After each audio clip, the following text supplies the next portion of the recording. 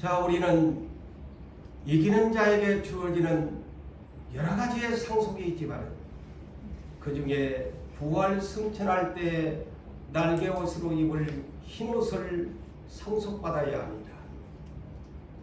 그리고 우리 주 예수 그리스도의 생명책에 내 이름이 반드시 지우지 않고 그곳에 기록되어 있는 자만이 하나님의 나라로 부활할 수가 있습니다. 그리고 오늘 주제가 되는 예수님이 여러분들의 그 이름을 하나님과 아버지 앞에서, 하나님 아버지 앞에서, 천사들 앞에서 시인할 그런 사람이 누구일까? 다시 말씀을 드린다면 예수께서 생명책에 기록되어 있는 분들만 하나님과 천사들 앞에서 그 이름을 불러주신대요. 이 얼마나 영광스러운 그러한 은혜의 축복입니까? 곧 새 예루살렘성 새 하늘과 새 땅에 들어가서 영생할 사람들, 반면에 아무리 하나님께서 생명책에 내 이름을 창세전에 애정해 주고 선택해 주어서 기록해 주었지만 그 이름이 지워져 버렸다면, 하나님께서 지워버렸다면 얼마나 불행한 사람이에요. 오늘날 그렇게 생각하는 사람들이 별로 없지요. 예수를 믿어도 내 이름은 다 입으로 그렇게 시인하지요. 나는 하나님의 자녀야. 내 이름은 생명책에 기록되어 있고 하늘의 시민권을 가진 사람이라고 그렇게 다 교회 출입하는 사람이라면 다 100이면 100사람 그렇게 말할 것인데, 그런데 정작 심판대 앞에 섰을 때에, 부활할 때에 내 이름을 불러주지 아니하는 사람이 있다는 사실을 알고 우리가 예수를 똑바로 믿으셔야 된다는 것이죠. 둘째 사망이 다스릴 그런 불행한 사람이 되지 말아야 합니다. 아무리 하나님께서 나를 창세전에 예정하였고 선택하였고 때를 따라서 우리를 불러주어서 시편 139편 16절에 내 형질이 이루어지기도 전에 내 어머니의 뱃속에서 내가 잉태도 되기 전에 주께서 나의 인생을 눈으로 보셨으며 하루도 되기 전에 주의 책에다가 내 이름을 기록했다고 시편 기자는 말하고 있습니다. 그런데 성경은 분명히 여러분 제품을 살 때에도 주의사항이 있습니다. 아무리 고급 브랜드의 옷이요, 아무리 맛있는 음식이라도 보관을 어떻게 해야 될 것인가 주의사항을 지키지 아니하면 문제가 오지요.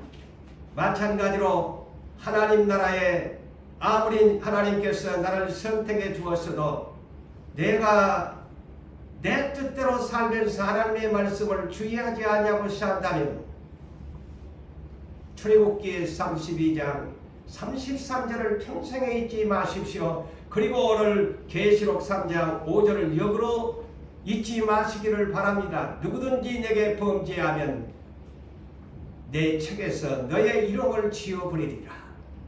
누가 했어요? 하나님께서 그렇게 주의사항을 말씀하고 있습니다. 그리고 오늘 본문에도 이기는 자만이 그 이름을 결코 생명책에서 지우지 않겠다고 약속하고 있기 때문입니다. 우리는 그리스도의 심판대 앞에 예수님이 오시면 다 피할 수 없습니다. 예수님의 심판대 앞에 나도 서야 되고, 목사도 장로도 권사도 안수집사님도 모든 사람이 다 예수님과 1대1로 페이스 투 페이스 얼굴을 보고 서야 합니다. 이는 고린도후서 5장 10절에 그렇게 말씀하고 기록하고 있기 때문입니다. 첫째, 우리가 그리스도인들이, 두 번째, 세 번째, 반드시 그리스도의 심판대 앞에 나타나게 되어 선악간에 선을 행했는가 악을 행했는가 그 몸으로 행한 일을 따라 받으려 함이라 라고 성경은 그렇게 우리에게 가르쳐주고 있기 때문입니다. 자, 예수님이 오신 날 두 가지의 부활이 이루어집니다. 이는 요한복음 5장 29절에 선을 행하는 사람의 부활이고 악을 행하는 부활이 있습니다. 두 종류의 부활이 이루어진다는 것을 또한 잊지 마십시오. 예수 믿는 사람만 부활하는 것이 아닙니다. 하나님 나라의 낙제생도 부활할 때가 있습니다. 그것이 악행의 부활입니다. 그래서 이를 더 구체적으로 예수님은 말씀합니다. 선행의 부활이 있다. 이는 무슨 부활이냐? 생명의 부활이다. 육체와 영혼이 함께 부활하여 이를 일컬어 계시록 20장 5절과 6절에 이를 첫째 부활이라고 한다. 이는 천년왕국에 살 사람들이다. 자, 두 번째 부활이 뭐냐? 이는 악행하는 사람들의 이를 일컬어 심판의 부활이다. 이들도 육체와 영혼이 부활되어 주님이 예비하신 새로운 지옥 유황의 불못으로 영벌을 받는 부활이 이루어진다. 성경을 우리는 자세히 보면서 우리 예수 믿는 사람들만 부활을 한 것이 아니고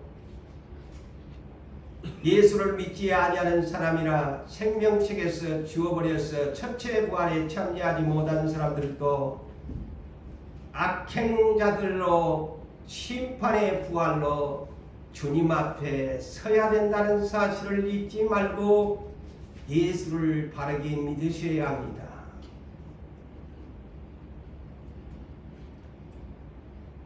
이 부활이 뭐냐? 악행의 심판의 부활이라는 것이 계시록 20장 11절에서 15절에 큰 백보자의 심판대라고 일컫습니다. 이것이 계시록의 비밀입니다. 이것이 심판의 부활입니다. 생명의 부활의 내용이 아닌 심판의 부활이에요.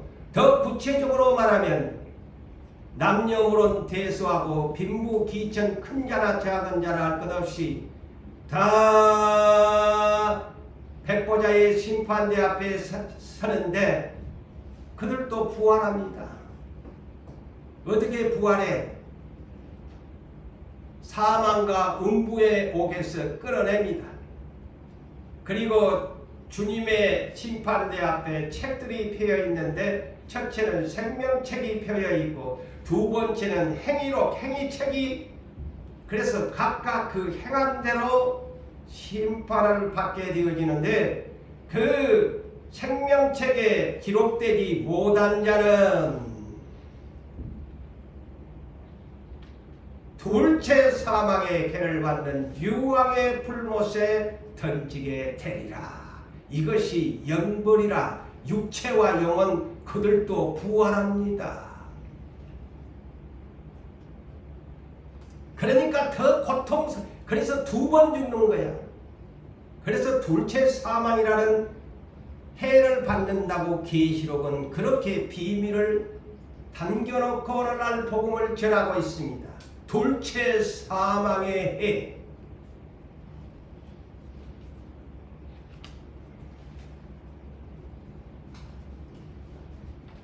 그러므로 사랑하는 성도 여러분, 그래서 제가 항상 입에 바른 소리로 예수 잘 믿읍시다. 예수를 바르게 성경대로 믿읍시다. 내 뜻대로 믿지 말고 하나님 말씀대로 믿읍시다. 제가 강조하는 것이고, 또한 시대에 일할 사람들도 이 말씀을 마음판에 깊이 새겨서 언제나 그 말씀을 가지고 살면서 내 이웃에게 바르게 복음을 전해 주어야 합니다.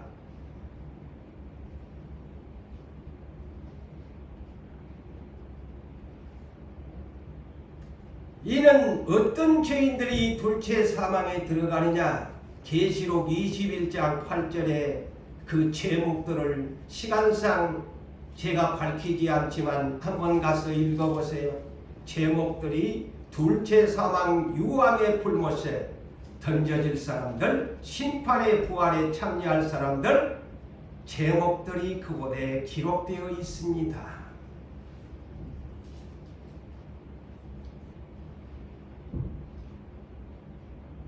곧 어린 양의 생명책에 기록되지 못한 사람.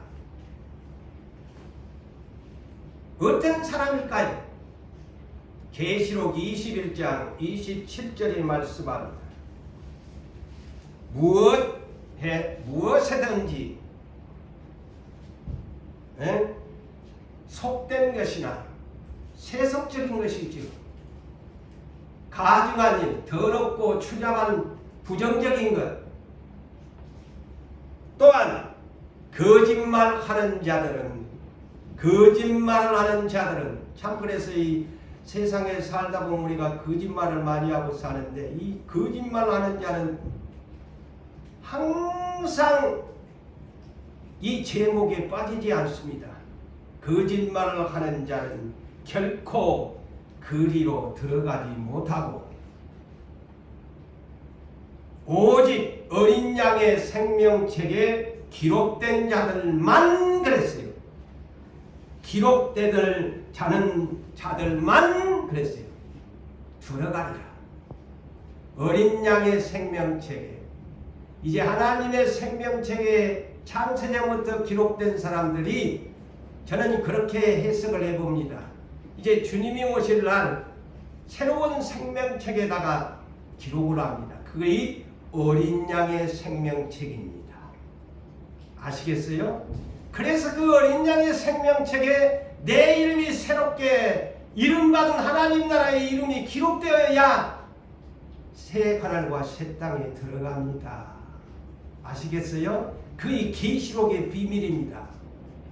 그래서 어린 양의 생명책에 기록되던 자만 그랬어요. 자만 들어가리라. 그래서 우리가 우연찮게 찬송을 부릅니다만, 저는 이 말씀을 준비하면서 이 찬송이 떠올랐습니다. 왜 이런 찬송을 작곡했을까? 그분도 성령의 감동적인 가사와 작곡을 했으리라고 생각합니다. 찬송가 180장. 하나님의 나팔소리 천지진동할 때에 예수 영광종에 구름 타시고 천사들을 세계 만국 모든 곳에 보내어 구원받은 성도들을 모으리. 그런데 그 후렴이 이런 후렴입니다. 나팔 불 때 세 번을 연속합니다. 그 내용이 나의 이름. 나의 이름을 불러줘야가. 내 이름을 안 불러주면 부활 못해. 나팔 불 때 나팔 불 때 나팔 불 때 나의 이름 불러주셔야만이 갑니다. 천사들을 보내어 저 유부상교의 고재훈 목사를 불러줄 때 내가 부활합니다. 근데 나의 이름을 안 불러준다? 심판의 부활에 참여하는 부끄러운 자가 되어버리고 맙니다. 내 이름이 명단에서 빠졌다. 세상에서 시험을 치를 때 그 이름이 명단에서 빠질 때 얼마나 우울하고 실망스러워요. 그런데 내 이름이 어떤 시험에서 명단에 다 의젓하게 기록되어 있어요. 얼마나 기쁘고 즐겁습니까?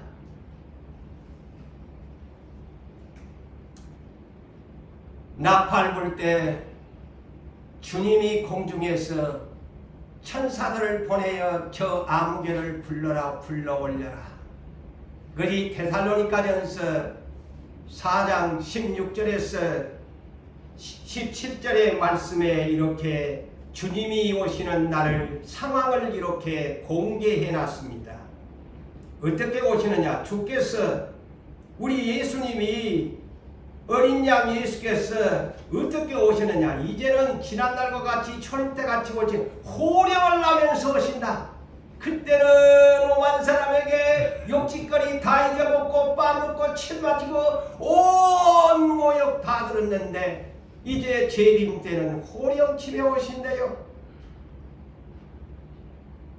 그리고 천사장 미가엘 천사장의 소리와 함께 하나님의 나팔로 친히 강림하시리니 그리스도 안에 죽은 자들이 부활도 차례가 있어요.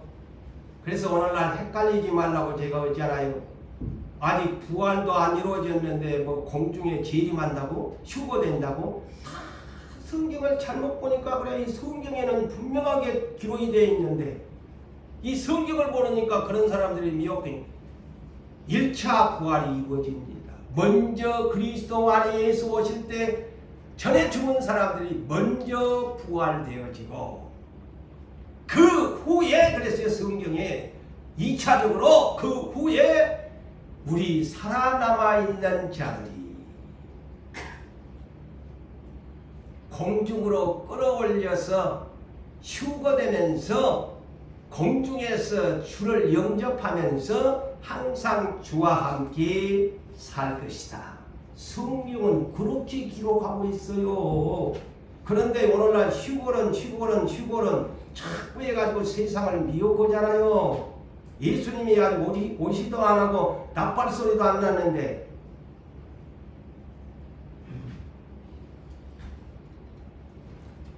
이기는 자의 주실 상속, 예?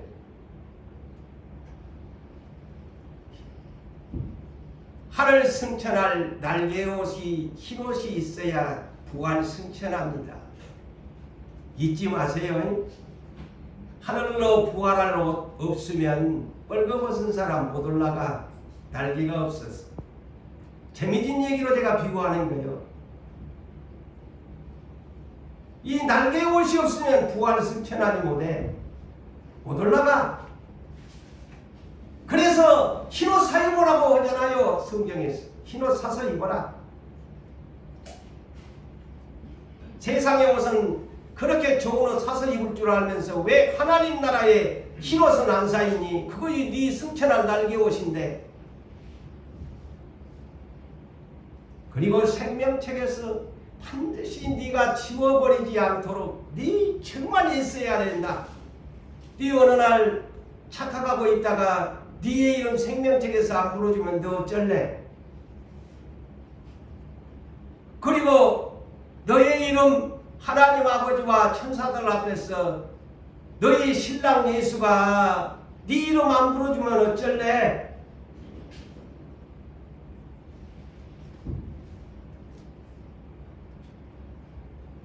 정말 충격적이죠.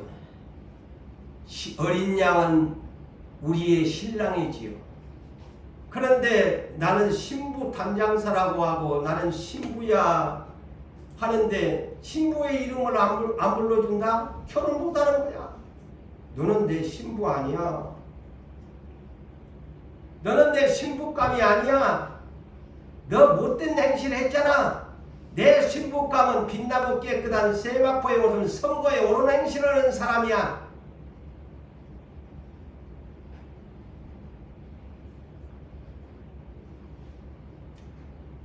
그래서 우리는 천상에 가면 내 이름이 바뀌어집니다.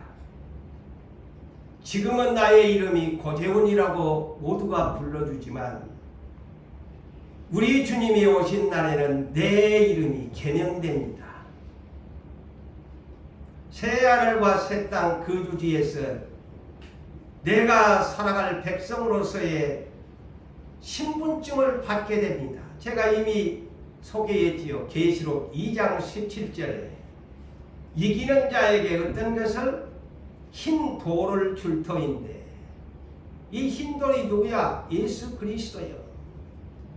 예수를 산 돌이요 돌 반석이라고 하지 않아요. 이 예수의 흰 돌을 줄 터인데 그 흰 돌에다가 우리에게 신분증을 주신대.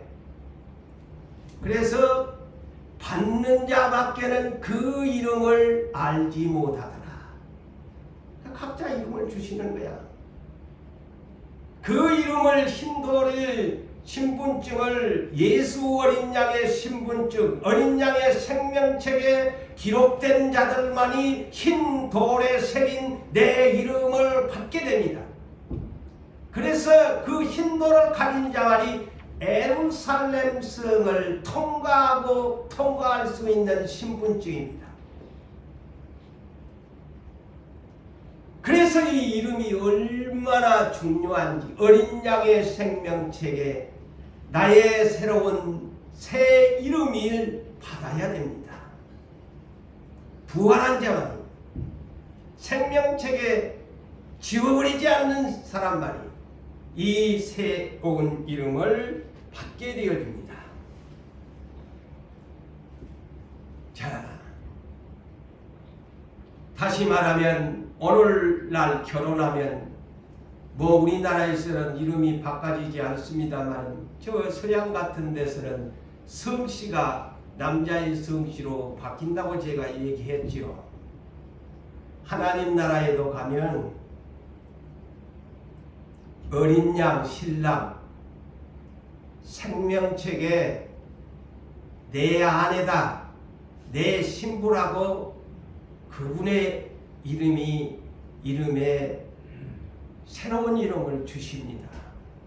자, 하나님은 질서의 하나님이세요.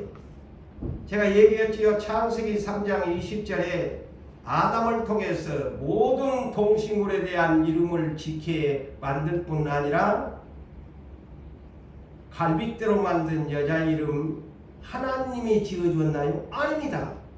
그게 질서입니다. 하나님이 아담을 통해서 아담이 그의 아내의 이름을 우리나라 번역에는 하와라고 불렀더라 이러지만 영어 번역에는 My wife's name Eve 그랬습니다. 아담이 하와의 이름을 지어줬다는 사실을 아셔야 합니다.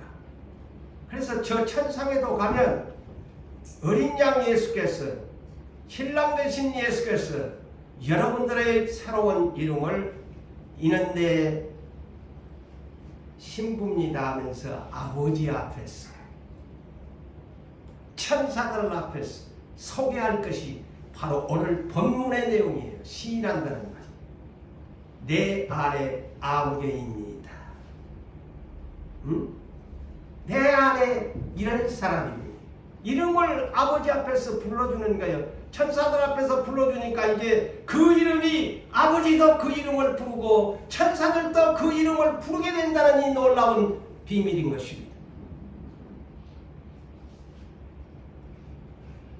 이름을 지어준 것은 만인 앞에서 사용하기 위해서 이름을 지은 것 아닙니까? 그런데 그런 새로운 이름을 받을 사람 아무나 주는 거 아니다. 분명히 오늘 본문에 이기는 자입니다. 이거 조건부입니다. 이겨야 돼. 세상을 이기고 가야 돼. 진 사람? 너 이기는 자의 오늘 어디를 봐도 이기는 자에게 흰옷을 주고 생명책에서 지우지 않고 아버지 앞과 천사들 앞에서 그 너의 이름을 불러줄 것이다. 이기는 자의 조건입니다.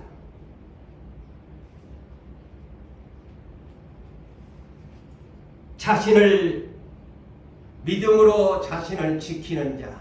이를 마태복음 24장 14절에서는 끝까지 견디는 자가 구원을 얻으리라. 그래서 이 계시록 이 이기는 자라는 이 번역은 전에도 제가 계속 영어를 제가 잘한 사람도 아니고 못한 사람이지만 오버캄스라는 이 단어를 사용합니다. 이기는 자, 빅토리가 아니에요. 오버캄. 다시 번역을 한다면 무슨 말이냐? 이겨내다, 시련을 극복해내다, 참아낸다는 그런 뜻이에요. 그래서 오버캄스라는 단어를 번역을 그렇게 영어 성경에는 그렇게 기록되어 있습니다. 자, 로마서 1장 17절도 우리가 바르게 이해합시다. 오직 의인은 믿음으로 말미암아 살리라 하면서 뭐라고 했느냐? 저는 이 말에 믿음에 대한 개념을 바르게 이해했습니다. 제 나름대로. 뭐라고 했느냐? 그다음 믿음으로 믿음에 이르게 하나님. 이것이 중요합니다. 믿음으로 믿음에 이르러야 한다는 것은 믿음으로 시작했으면 끝까지 믿음을 지켜야 된다는 뜻입니다. 저는 그 이 해석을 그렇게 합니다. 믿음으로 믿음에 이르게 하나님. 그의 오직 의인이다. 오직 의인은 믿음으로 말미암아 산 사람은 믿음으로 시작했으면 끝까지 믿음을 지켜야 된다. 그래서 히브리서 10장 38절과 39절에도 그 유명하지요. 오직 나의 의인은 믿음으로 살리라. 이렇게 말씀하시면 뒤로 물러가면 안 돼. 이탈하면 안 돼. 뒤로 처지면 안 돼. 뒤로 물러갈 사람은 멸망할 자다. 그렇게 결론을 내주지 않아요? 끝까지 믿음으로 네가 예수를 믿었으면 끝까지 예수를 지켜야지. 중간에 포기하고 좌로 우로 치우치고 광야 교인들처럼 그러다가는 못 가는 거야.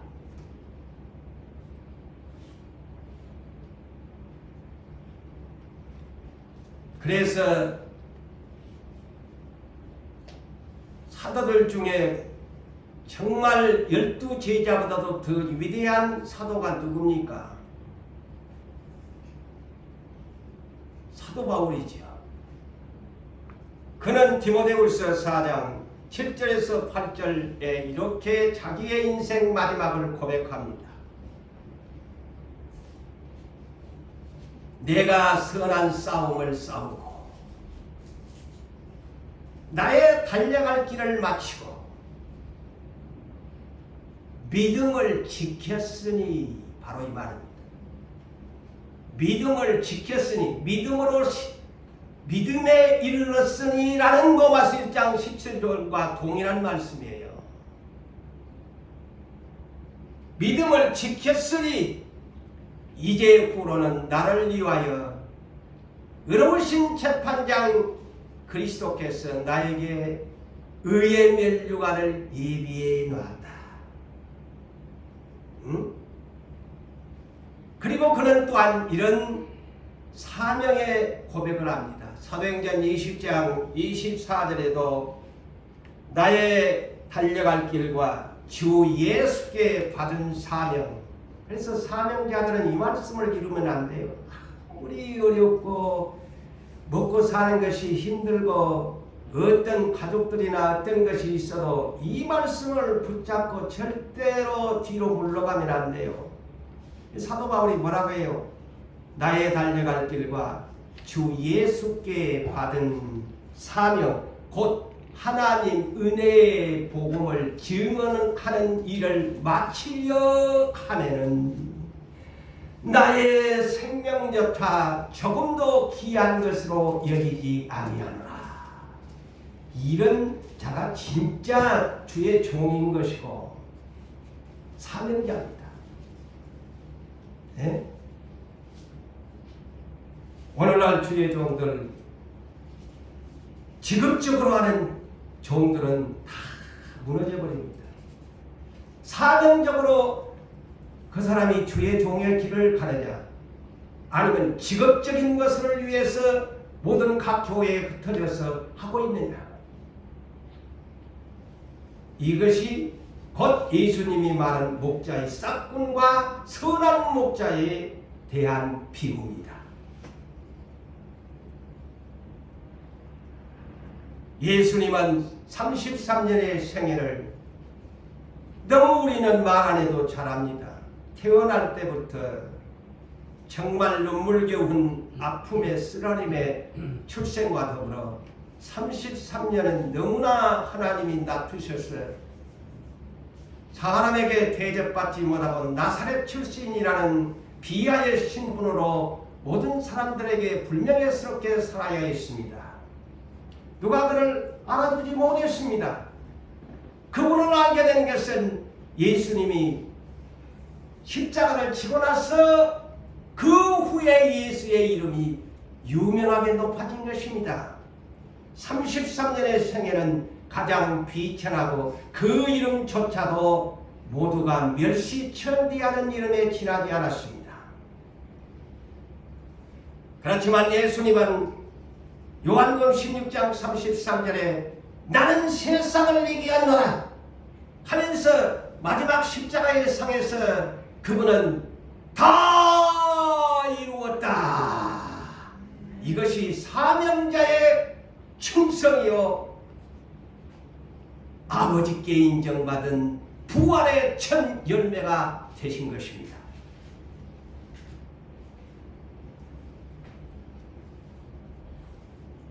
자, 어느 날 마태복음 10장 17절에서 22절에 이르는 말을 요약해서 간단명료하게 요약해서 시간상 줄여서 말씀을 드립니다. 예수께서 제자들을 복음 전파를 위해서 전도 파송을 하면서 미리 어려운 일이 있을 것을 말씀합니다. 우리 교회도 이 교회가 시작되기 전부터 하나님께서 말씀하셨지요. 이 제자들을 내보낼 때에도 너희들이 복음을 전할 때에 너희가 엄청난 시련이 많을 것이다. 박해를 받을 것이다. 공에 살해들인 공에 잡혀가서 재판을 받게 될 것이다. 그리고 옥에도 갇히게 될 것이다. 그리고 죽게 될 것이다. 미리 했어요. 예수님. 읽어보세요. 예루살렘 올라가기 전에 미리 얘기했어요. 근데 제자들이 그걸 못 깨닫지. 무슨 예수님 따라다니는데 그런 고난이 있다고.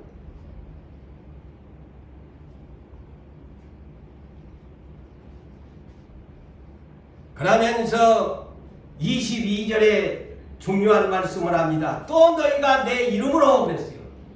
예수 이름으로 말미암아 모든 사람에게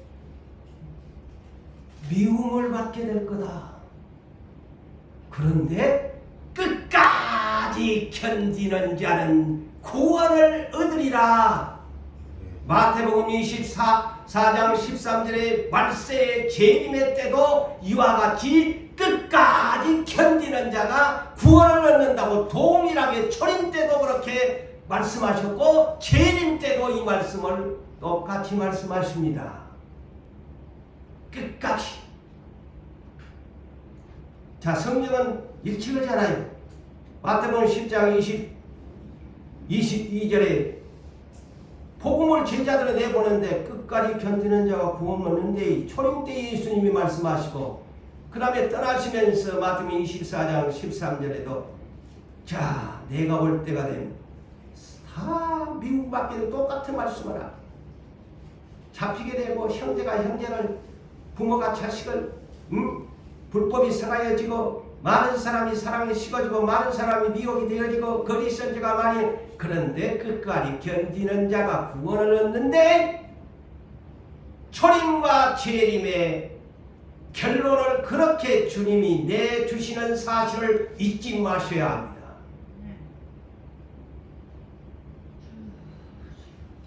그러면서 오늘 본문을 이해한 말씀을 제자들에게 미리 말씀하셨어요. 오늘 제가 소개한 마태복음 10장 32절에서 33절에 말씀합니다. 누구든지 사람 앞에서 그랬어요. 사람이 좋으면서도 사람 앞이 두렵지요. 누구든지 사람 앞에서 나를 시인하면 나도 하늘에 계신 내 아버지 앞에서 그를 시인할 것이요. 네. 자, 오늘 본문의 내용을 미리 예수님이 하셨잖아요. 제자들. 누구든지 사람 앞에서 나를 부인하면 나도 내 아버지 앞에서 그를 부인하리라. 그래서 끝까지 견뎌라는 이 내용입니다. 네가 끝까지 못 견디고 교회를 이탈한다? 네 나름대로 예수 믿는다고 성경 들고 다닌다고? 한 교회에서 어렵다고 튕기나간 네가 다른 교회에서 잘해보겠다고?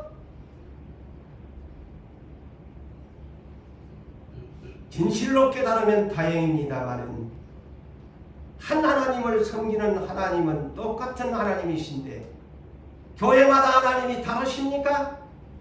아닙니다.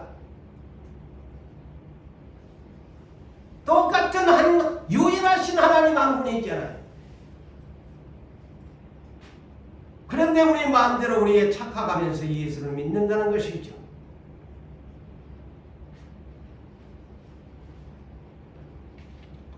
자, 마태복음 16장 16절에서 18절. 자, 우리가 평소에는 얼마나 고백을 잘합니까? 시인을 잘합니까? 자, 어느 날 주님이 제자들을 모아놓고 너희는 나를 누구라고 생각하느냐? 그러니까 베드로가 저는 그리스도시요 하나님의 아들이십니다. 예수님도 기분이 매우 좋았어요. 예수님도 기분이 좋으니까 이름까지 이 땅에서 이름까지 또 계명을 시켜 너는 베드로 되이 반석이 되이 내가 내 이 반석 위에 내 교회를 세우니 음부의 권세가 이기지 못하리라.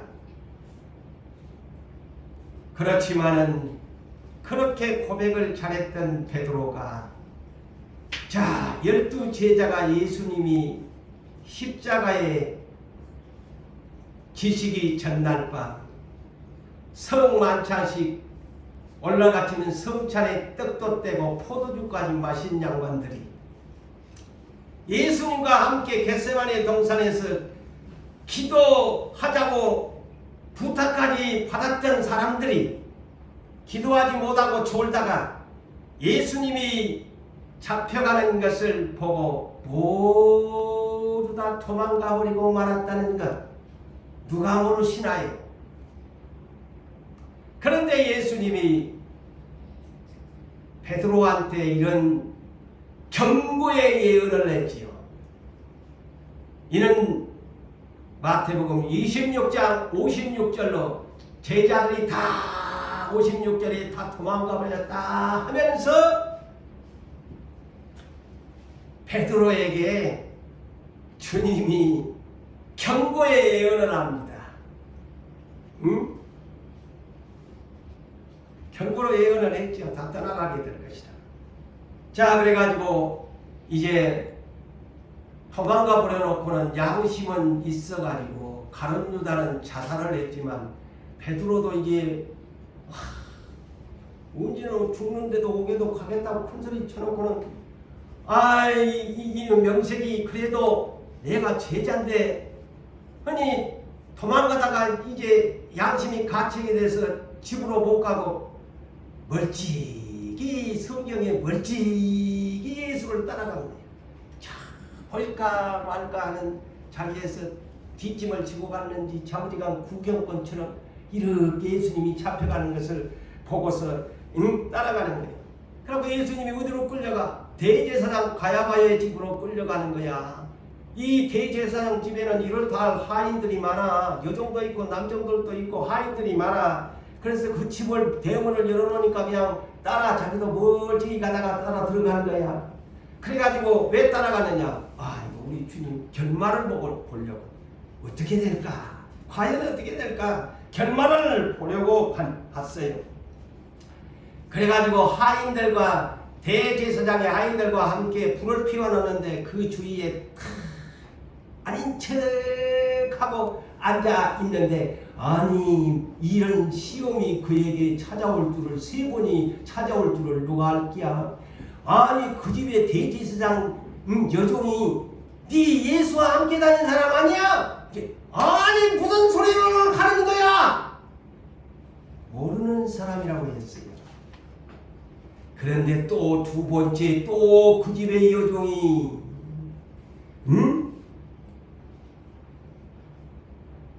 말을 하잖아요. 아니 네 예수와 갈릴리 나사렛 예수 따라다니는 사람 아니야? 이 사람들이 막 다 모여있으니까 그냥 부인해버리잖아요. 무슨 소리를 하고 있느냐고. 두 번을 부인했습니다. 자, 세 번째는 이제 그 주위에 있는 많은 사람들이 저 사람 예수의 도당이야? 저 목소리를 들어보니까 그렇지 않나? 아마 두려워 떨리는 소리를 내는 거야. 네 말소리 표현을 보니까 분명하네. 아이고 이라니까 예수를 저주하려고 맹세하여 나는 도무지 그 사람을 알지 못해. 난 모른다. 나 알지 못한다.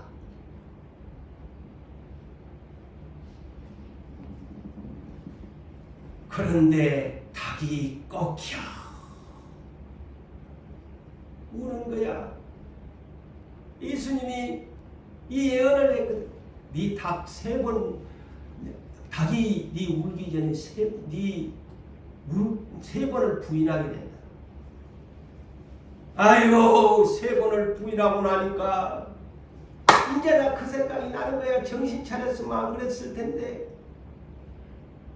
밖으로 뛰쳐나가 심히 통곡하고 울었다. 부인을 하니까. 이런 사람 회개 안 하고 이대로 살면 천국 갈까요? 못 갑니다. 심히 통곡하면서 양심의 가책을 느꼈대. 그런데 가룟 유다는 양심의 가책을 받아 자살을 해버린 거예요. 그래서 지옥에 갔지요. 그런데 베드로는 나중에 도망간 제자들 다시 돌아와 회개해서 다 주님 위해서 목숨 바친 자들이 됐습니다. 한 번의 부인은 다시 회개해서 돌아와서 주님 위해서 목숨 바쳤잖아요.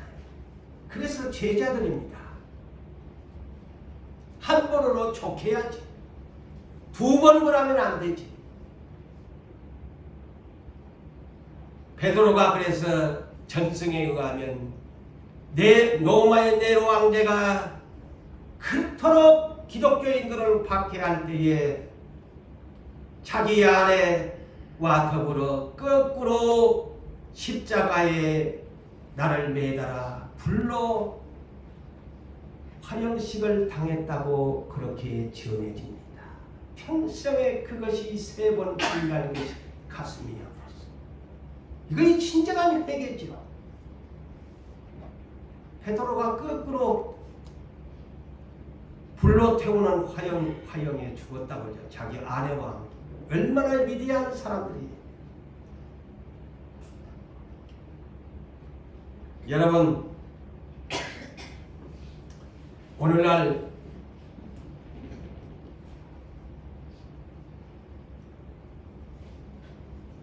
예수께서 긴 설교를 하는 시간이 있었습니다. 그것이 마태복음 5장에서 7장까지입니다. 그 일명 산 위에서 정말 주옥 같은 말씀을 전했다 해서 산상수훈이라고 일컫죠. 5장에서 7장까지 긴 설교입니다. 그런데 오늘날 세상에서 다 종교적으로나 모두가 기복신앙을 원하는데 예수님의 산상수훈의 서론의 오프닝은 이런 것부터 시작합니다. 심령이 가난한 자는 복이 있나니 그들의 천국이요. 천국이 누구냐? 마음의 영 심령이 가난한 사람, 욕심 없는 사람, 세상 것에 욕심 부리지 아니하고 하나님 나라에 소망을 두는 사람을 일컬어 심령이 가난한 사람, 바로 이런 사람이 복이 있다. 그리고 나머지 이를 비롯해서 7가지는 모든 한결같이 마음에서 비롯되고 또한 성품에서 비롯된 7가지가 복이라고 했습니다. 그리고 마지막 8번째가 바로 어떤 사람이 천국에 들어가느냐. 아까 마음이 가난한 사람이 천국에 들어간다 그랬죠. 2번째 천국에 들어갈 사람 답을 줍니다. 을을 위하여 곧 예수를 믿음으로 일컫는 의지요. 이 예수 때문에 믿음 지키기 위해서 을을 위하여 옳은 행실을 위하여 너희를 욕하고 박해하고 거짓으로 너희를 거슬려 또 악한 말을 할 때에도 기뻐하고 즐거워해라. 내 때문에 예수 때문에 욕먹은 것.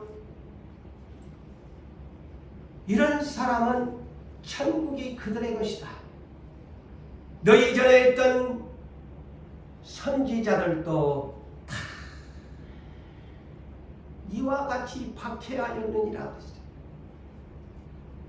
그래서 참 저도 이런 선지자의 사명은 욕먹는 일이구나. 선지자들도 다 박해하였느니라. 그러면서 산상수훈 마지막 결론을 2가지로 내려줍니다. 뭐냐? 이는 마태복음 7장 21절로 27절까지죠.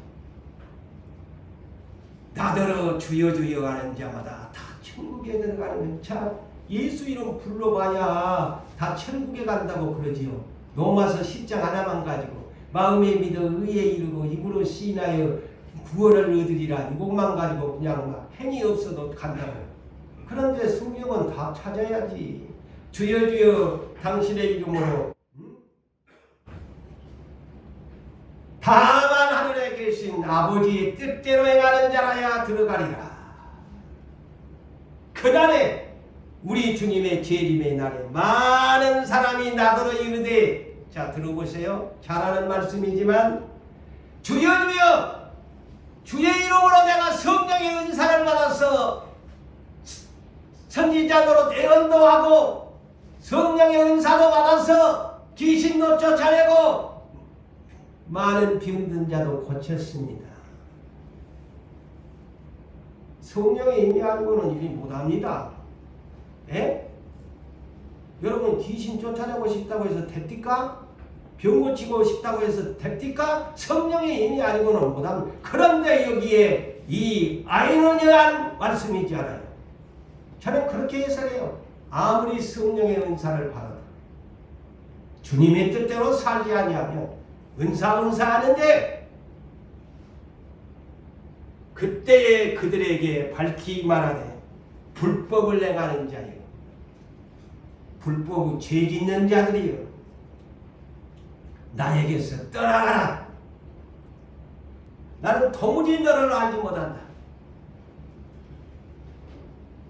도무지 알지는 못한다. 그리고 이제 24절로 27절에 또 이렇게 결론을 내줍니다. 네 인생 건축을 할 때 누구든지 내 이 말을 듣고 지키는 사람은 지혜로운 사람인데 네 인생 건축 세상에 집을 지었나 하늘에다가 무너지지 않는 집을 지었나. 하늘에다가 무너지지 않는 집을 진 사람은 건축자는 그리스도의 터에다가 짓는 사람이란다. 그런데 네가 세상을 사랑했다면 모래터 위에 세상의 집을 지었으니 너희 주님이 올 때에는 네 집은 세상에 지었으니 끝장이고 하늘에 네가 집을 지었으니 너는 무너지지 아니하는 집을 건축했느니라. 이것이 산상수훈의 결론입니다. 그래서 우리 인생 내가 비록 이 땅에 집 한 칸 없고 내 집 없어도 실망하지 마세요. 내가 그리스도의 터 위에 하나님 나라의 내 집을 날마다 하나님의 뜻대로 주의 이름 부르면서 짓는 사람은 천국이 그들의 것임이 됩니다. 할렐루야. 바르게 성경을 해석합시다.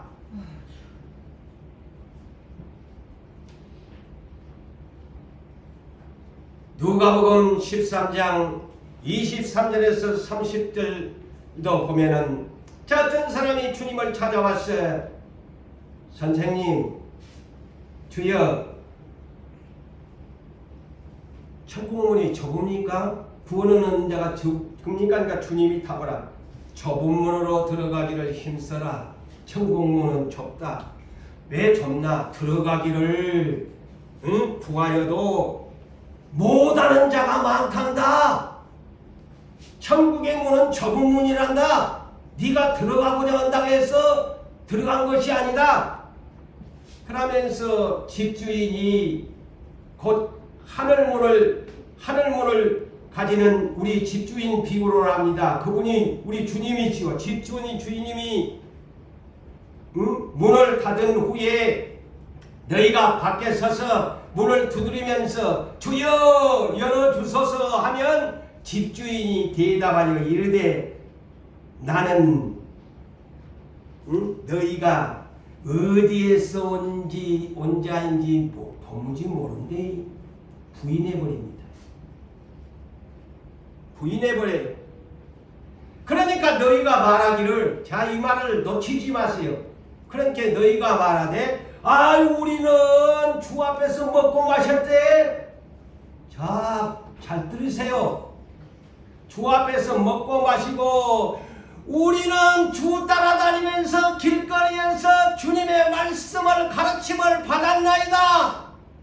주님과 함께 따라다녔대. 말씀도 들었대.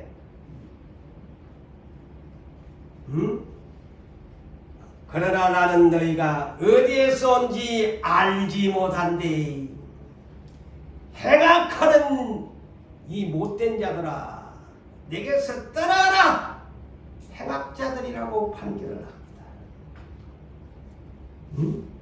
그러면서 아브라함과 이삭과 야곱과 선지자는 천국에 있는데 너희 유대인들은야, 내가 왔는데도 알아보지도 못하고 눈뜬 봉사들이고 기머거리들이고 알아듣지도 못했으니, 아니 메시아가 왔는데도 못 알아보고서 무슨 나를 부인해놓고 너희가 천국에 간다고 그러니? 초림의 경우가 바로 그겁니다. 오늘날 우리 정신 차리고 예수가 오실 때를 알아볼 수 있어야 됩니다. 영안이 열려져야 됩니다. 말씀의 귀가 열려져야 됩니다. 아니 초림 예수가 와서 그 천상의 놀라운 산상수훈의 말씀을 주어도 기가 막혀가지고 깨닫지를 못해. 눈이 닫혀져갖고 예수를 메시아로 못 봐. 알아보지를 못해. 예수를 십자가에 죽여버리잖아요.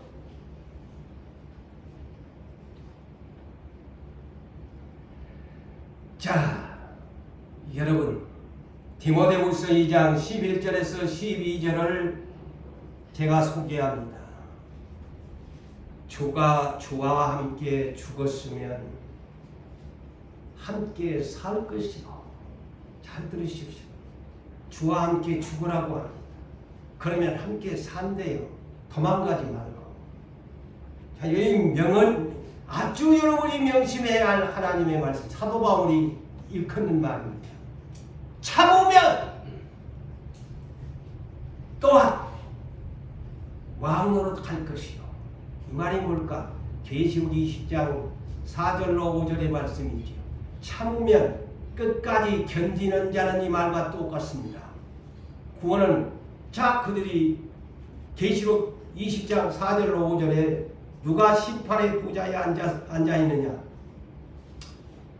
예수의 증언 때문에, 하나님의 말씀 때문에, 순교하는 영혼들, 그리고 짐승시대에 끝까지 믿음을 지켜서 이마에나 오른손에나 짐승의 편을 받지 아니하는 사람들이 전체 부활에 참여해서 제사장과 왕노릇을 1000년 동안 갈 것이라.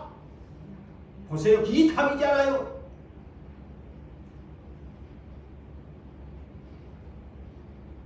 그러면서 디모데후서 2장 12절에 주를 부인하면 주도 우리를 부인하실 것이다. 자, 말씀을 맺습니다.